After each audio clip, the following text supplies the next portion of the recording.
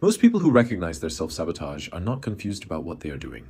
They are confused about why stopping feels impossible. They have named the pattern. They have traced its origins. They have watched it unfold with remarkable clarity in slow motion and still found themselves executing it. The same withdrawal at the moment of potential closeness. The same undermining of the opportunity that was closest to what they claimed to want. The same reliable arrival at the exact outcome they most feared. And somewhere underneath the frustration, underneath the self-recrimination, there is a question they have not been asking with enough precision. Not why do I keep doing this, but what would happen if I stopped? That question, genuinely held, genuinely examined, is where this video begins. Because the answer to it is the reason the pattern has remained intact through every intervention that has been attempted against it. The self-sabotage is not a malfunction. It is not evidence of brokenness or insufficient willpower or a deficit of self-awareness. It is, in the most clinically precise sense available, a functional system doing exactly what it was designed to do. It is protection. And the protection is still running because somewhere in the psychological architecture that was built before the person had any conscious say in its construction, the threat it was built to address has never been resolved.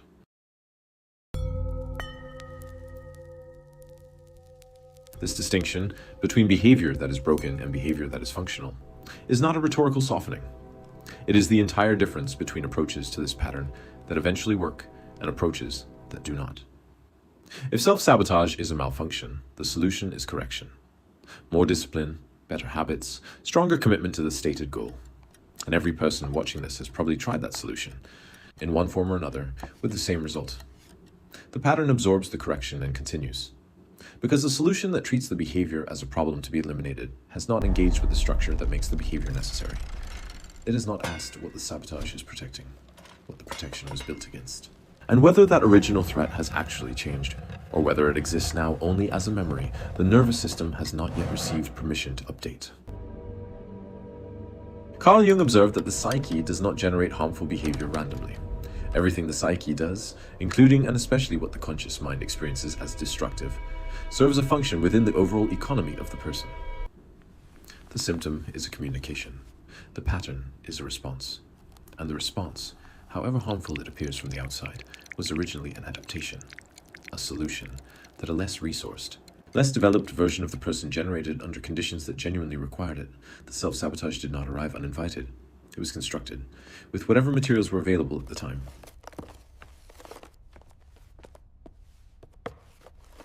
To understand how it was constructed, you have to understand what the psyche of a young child is actually trying to do.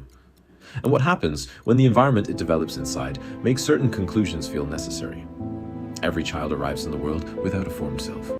What they have is a self in development, a process that requires, above all, two things: safety to exist as they actually are, and reliable feedback that their existence is acceptable, not conditional, not contingent on performance, acceptable as a baseline before performance begins. This is not a philosophical luxury. It is a developmental requirement. The psyche that does not receive it does not develop more slowly. It makes a different kind of calculation. If existence itself feels contingent, if the feedback the child receives repeatedly and from the people whose responses carry the most weight is that love or safety or approval depends on a specific kind of presentation, the psyche begins to organize itself around managing that contingency. It learns that certain authentic expressions produce disconnection or danger, and it begins to suppress them. It learns that certain performances produce safety or closeness, and it begins to construct them. The child does not choose this in any meaningful sense. The organism does it automatically, because organisms are built to survive, and the child's organism has accurately identified what the local conditions require. Viktor Frankl, working from a different framework but arriving at an adjacent truth, observed that human beings are not primarily driven by pleasure or power, but by meaning. And the meaning a child extracts from its formative experiences is not abstract. It becomes the interpretive architecture through which every subsequent experience is processed. If the meaning extracted from early relational experience is that authentic selfhood is dangerous, that being genuinely seen is a risk, that proximity produces pain, that success invites demands the self cannot meet, that meaning does not update automatically when the circumstances change. It persists. It becomes over time invisible. What was originally a conclusion becomes the ambient assumption through which reality is filtered. The self-sabotage is the behavioral expression of that ambient assumption. Every time the person approaches something genuinely wanted, a relationship that feels real, an opportunity that would require full exposure of their capacity, a success that would place them in new territory where the old protections no longer apply. The system built to manage contingency activates, not because the current situation is actually dangerous, because it resembles the pattern of situations that were. The nervous system does not distinguish in the moment of activation between the historical threat and its contemporary echo. It responds to the family resemblance, and the response is always the same.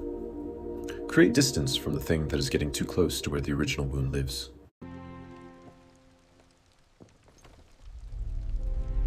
This is what Jung meant when he described the shadow as containing not only what the person has rejected as bad, but what the person was required to reject in order to survive their environment. The shadow is not only darkness, it is also unlived life. The parts of the self that were suppressed, not because they were genuinely dangerous, but because the local conditions made their expression feel untenable. The person who learned that wanting too much leads to humiliation does not only suppress the wanting, they suppress the part of the self that wanted. The person who learned that genuine confidence invades punishment does not only perform modesty, they begin to actually experience their own competence as threatening. The wound does not stay in the past. It becomes part of the structure through which the present is organized. And what lives in the shadow does not stay quiet.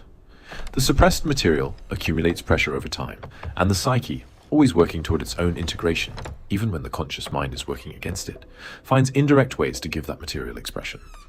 The self-sabotage is one of those indirect expressions. It is the suppressed self reasserting its position. The person who is taught that success means danger does not simply avoid success through conscious reluctance. The avoidance runs beneath conscious intention, and it runs on the energy that the suppressed threat keeps feeding. It is not weakness. It is the deep structure of the psyche operating with considerable competence in the direction of its original logic.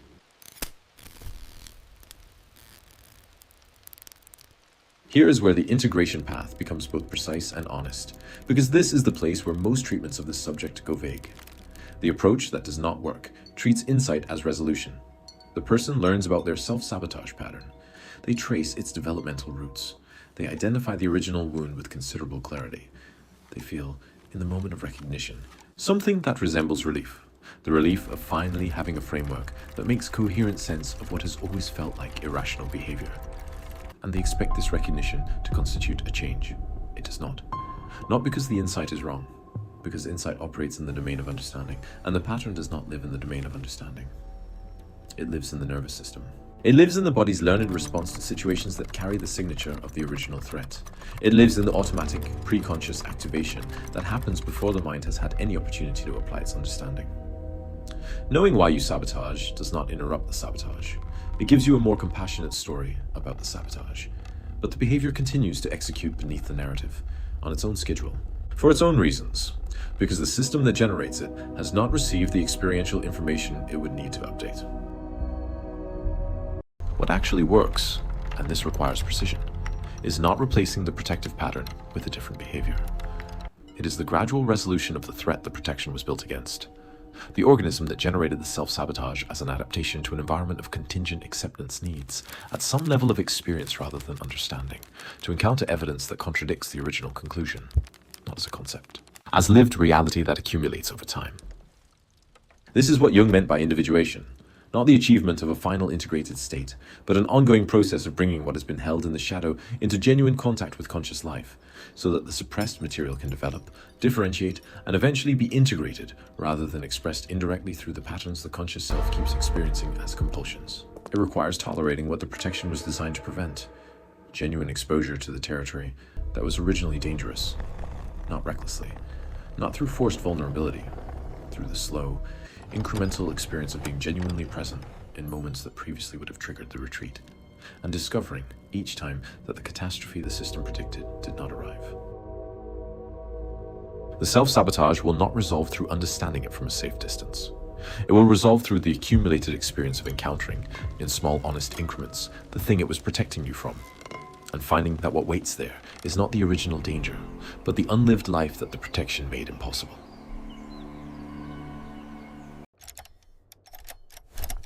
The sabotage was not your enemy. It was the most intelligent response available to you at the time it was built. What the self-sabotage has been protecting is not a wound that needs to stay hidden. It is a self that was taught, early and accurately for the conditions that existed, that full exposure was the one thing that could not be risked. That teaching made sense then. The question is whether you are still living in then, or whether now has enough safety in it to finally begin to find out what the protected self was capable of becoming. The system built to keep you safe can only update on one kind of information: experience that contradicts its predictions. Not analysis of the predictions, not insight into their origins. Experience. The small, undramatic, repeated act of staying present in the territory the protection has always managed your exit from, and discovering, gradually, that the exit was never as necessary as the system believed. The question it is asking now is whether you are willing to let it retire, not by defeating it, not by understanding it into submission, but by slowly, honestly, providing the evidence that the threat it was designed to manage no longer requires the level of protection it has been maintaining.